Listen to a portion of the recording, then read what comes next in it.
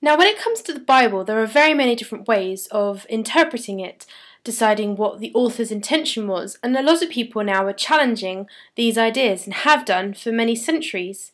And I thought it would be very interesting to discover about sort of the different levels that people have taken the Bible text and taken it back levels of discovering what they actually think is the truth and the disconnect now between what the intention of it was and what people now interpret it as it is today.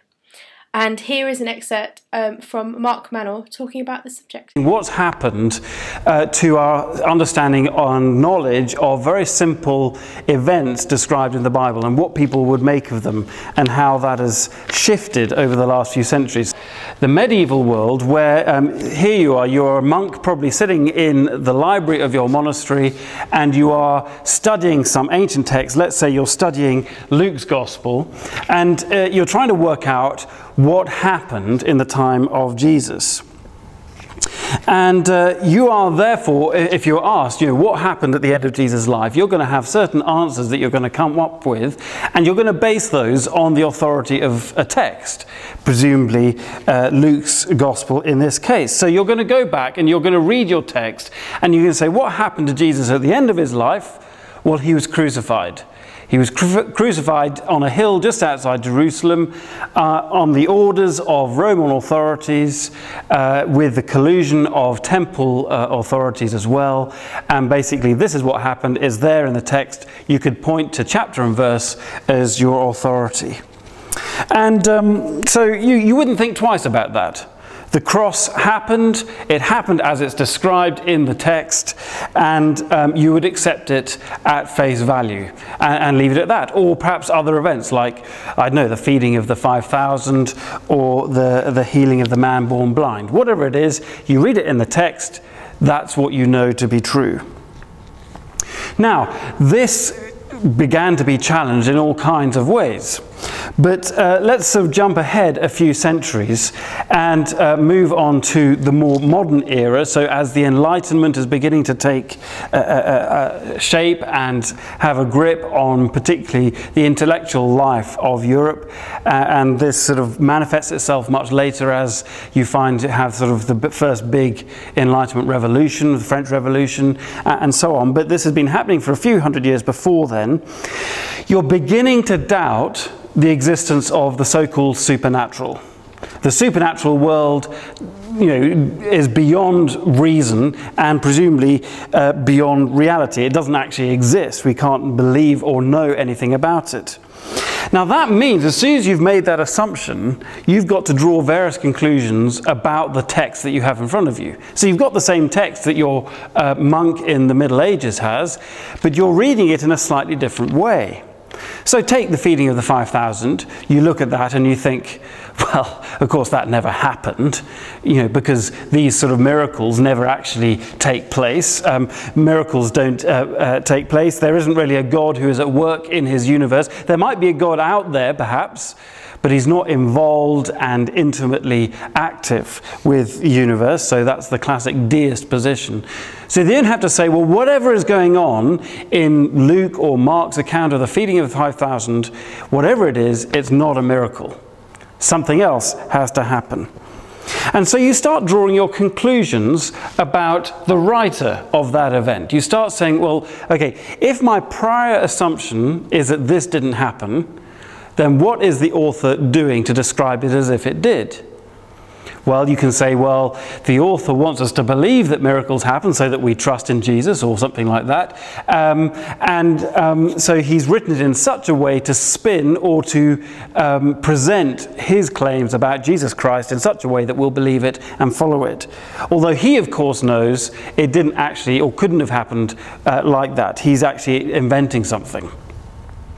And so we can come up with all kinds of alternative explanations for why, say, the feeding of the 5,000 happened. The classic one being that, a young boy was challenged to share his food with others, and suddenly everybody thinks that's a good idea, gets open their baskets and shares it with everybody around, and hey-ho, there you have 5,000 plus people being fed when, to begin with, it looked as though it was nothing. So all it was is Jesus impressing on people the need to be generous. There you have a simple explanation that wipes away the need to explain it as a miracle. But what you're saying is that the writer has an agenda to present Jesus in a certain way to get us to believe him, but miracles couldn't have existed. All right? So the worldview is imposed on the interpretation, or drives the interpretation of the text, so that we then begin to ask questions about the author, because of course the event as described could never have happened. So we retreat back. We can't actually know what exactly happened at that event, but we can draw conclusions about what the author is doing. So we start asking questions like, well, what sort of context was the author writing in? What was the community that he lived in that led him to draw these conclusions or tell the story in this way? What was his agenda?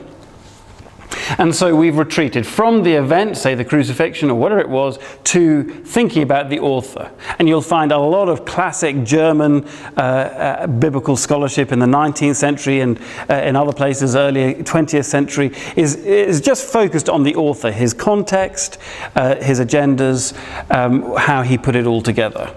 That's to sum it up very simply, but particularly in our context, helpfully, I think, because it shows that we've taken a step back. You won't find a modernist really arguing about what happened in Jesus' lifetime. You'll find him really dealing with the text as it is given to us. But we can't stop there, and as in so many different areas of modernism, the postmodernists, however you want to define that, have started sort of tapping away and using their pickaxes and so on, chipping away at the edifice of modernism and finding all kinds of fault lines and creaks in it that actually, once you start tapping away, the thing begins to crumble. And to put it, to use the word in this context, a postmodern approach begins to ask big questions about whether or not we can know the author at all. Because the postmodern will suddenly say, well, actually, how on earth can you know what's going through the author's mind when you just have their text in front of you? I mean, put it this way, when you're talking to somebody face to face, in the same language, in the same room, it's hard to read their motives, hard to understand what really makes them tick. You can see their body language, you can hear the tone of their voice and all these sort of things, but even then, it's difficult to interpret. How much harder then is it going to be when you're trying to interpret what's going on in the head of someone writing centuries before in a different language, and someone you can't even picture, you don't know what they look like, you don't know how they operated, you know nothing about them except for this text that you have in your hand. How on earth can you know what is going on in Luke's mind as he weaves his stories together to form what we call his gospel? How do we know? We can't know what he was thinking. It's absolutely impossible. So what we're left with is just the text. That's all we have.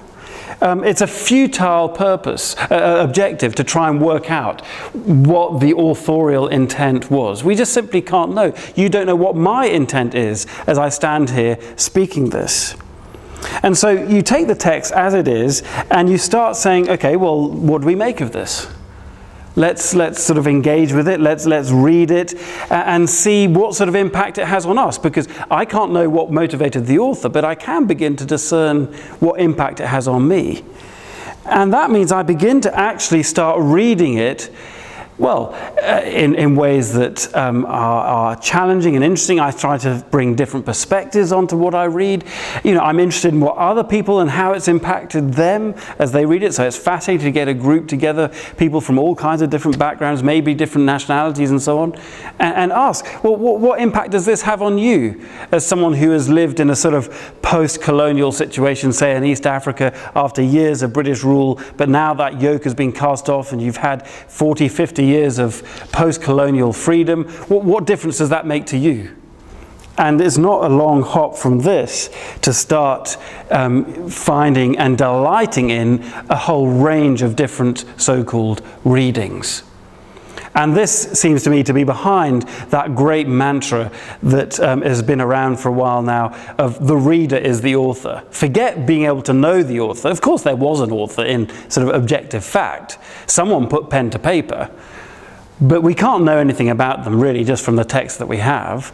All we must do is settle for the fact that this text impacts people, it impacts us, and let's just get interested in that. And let's face it, anyone who has written a book or a blog post or an article knows full well that once they've written it, it's out there and it's out of their hands. There's nothing they can do about it. And people will read all kinds of things. And sometimes they will read things that the author didn't realize were there. But on reflection, the author will maybe quite willing to agree and say, yes, I hadn't thought of that, but that's definitely a good point. And so there is a sense of a dynamic between the author and the readership even today. But what it means when it comes down to it is that meaning has retreated from having any sense of the author's intent to just the mere fact of the text itself. And that is an invitation almost to start playing. I can do with it as I will. And we can just delight in sort of endless possibilities of interpretation. You cannot say that any interpretation, therefore, is an incorrect one. It's all a matter of different readings with people from different backgrounds. But unfortunately, we can't even stop there, because there's a final position that you would have to perhaps call a sort of extreme postmodern position, and this is to simply ask, well, so what? I've got this text in front of me, but what about me? I am a subtly different person from the last time I opened this text, even if it was yesterday. There are things that have happened to me since I read that text yesterday that have changed me ever so slightly from the person who read it yesterday. I am not the same person. But actually there are all kinds of ways in life in which we operate at slightly different levels. Now this is normal. So for instance, if I am, as a minister, I'm talking to someone in the church on Sunday who has been coming along for a while, and we have a sort of pleasant conversation, just talking about their week and so on. The relationship is one thing, but suppose I'm out in town the following week and I meet the same person, but our roles are very different because I've been caught speeding and she's a police officer and she's booking me and saying, hang on, you've broken the law. Suddenly, I'm a very different person from the person, or rather the role I have is very different from the role I had on Sunday. And suppose then I go back home and sit down for supper and find that that person is actually my wife, then again there's a very different dynamic going on. Now you can take this to the nth degree, and you see this particularly in the way that the internet has fragmented people, so that one minute they can be looking at a porn site, the next minute they can be buying something on Amazon, the next minute they can be doing some work emails on Google Mail, and the next minute they can be just sort of surfing, looking at random pieces of artwork, whatever it is. And actually there becomes, if not careful, a disconnect between the different people inside of us who are relating and doing different things.